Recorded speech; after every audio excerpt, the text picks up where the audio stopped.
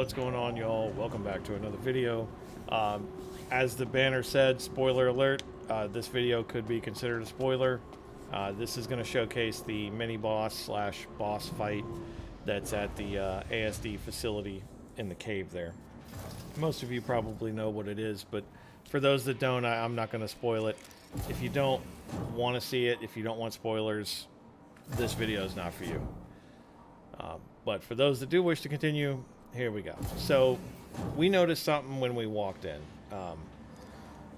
When you arrive and you go to that central red pillar area that looks like an elevator, one of those doors is now open. So you can drop in there, and there's an air vent you go down into, and you power off the fans to go through them, and then you'll drop down 2 more times into a room. This is kind of what I'm going through here. We were taking our time seeing if this was actually linear or if there were different areas you could go. But this whole vent is just one linear path. So I'll speed this up and show you what that room down there looks like. All right, so once you traverse the vent, you drop in this room. At the current time, there are no loot boxes down here. Maybe it was just PTU. Maybe there should be loot boxes. We don't know.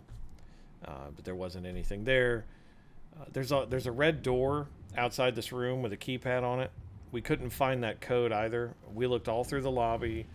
We looked all through this room, all through the adjacent hallway.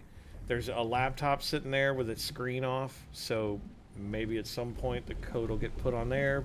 It's too early to tell.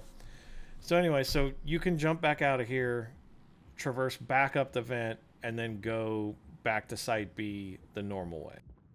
And that, go back through research, take the Metal Gear Solid elevator down, go across the bridge, jump down, go into the cave. You end up at this airlock. Alright, as we came in here, like I said, I had been in here last night. The creature wasn't a thing, so I'm kind of explored the room already. I knew the switch would kind of get things kicked off. Still didn't understand the blue floating charges there. Assumed they have some mechanic with the worm or just damage dealing capability. My buddy Devil was going over there to check out that, I don't know, we called it a harvester. It looks like a harvester. But there was nothing he could interact with or anything like that. And we're going to do one last gear check. Make sure everybody's good. Everybody gives their call outs, and I'll throw the switch. I'm going to keep talking to a minimum during the fight, other than to just bring up what might be relevant at the time. This was intense. It was a lot of fun.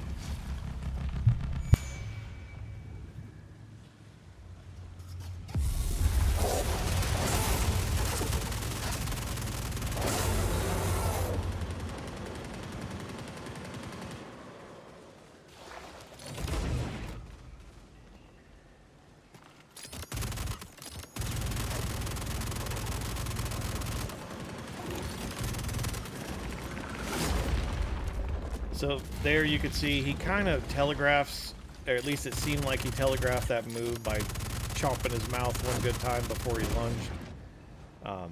He does spit bolts of, I don't know, electricity is the best way to describe it. And then those glowing spots you see, it's hard to tell in the video, I guess. I didn't get too many direct dead hits. But those are his weak spots. They count as headshots. They give you the double hit markers. And his mouth will also give you the double hit marker. But if you're staring straight at his mouth, you're probably in for it.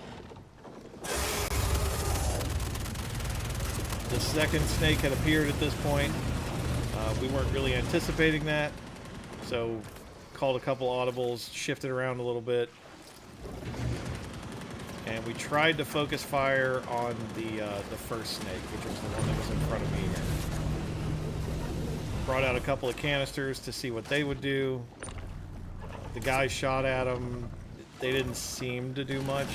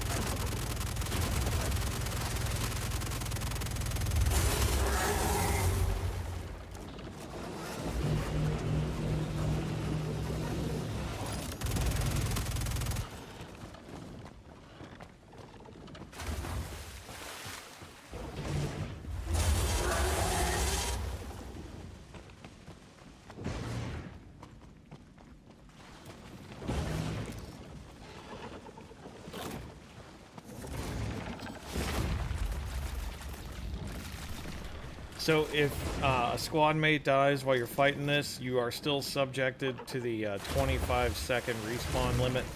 If you don't get to them within that 25 seconds, just like everywhere else in this facility, they will automatically respawn back at the med bay upstairs.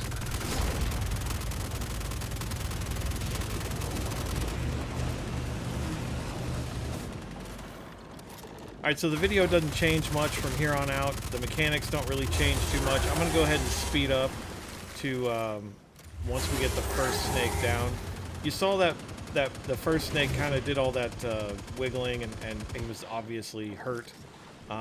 He did that 3 total times before he finally died.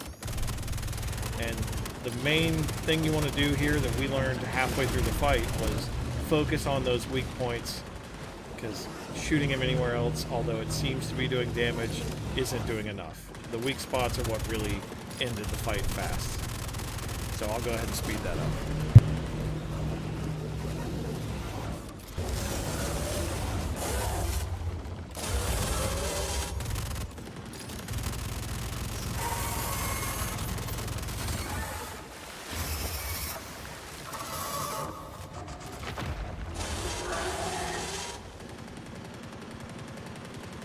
Alright, you guys can't hear us on Discord here.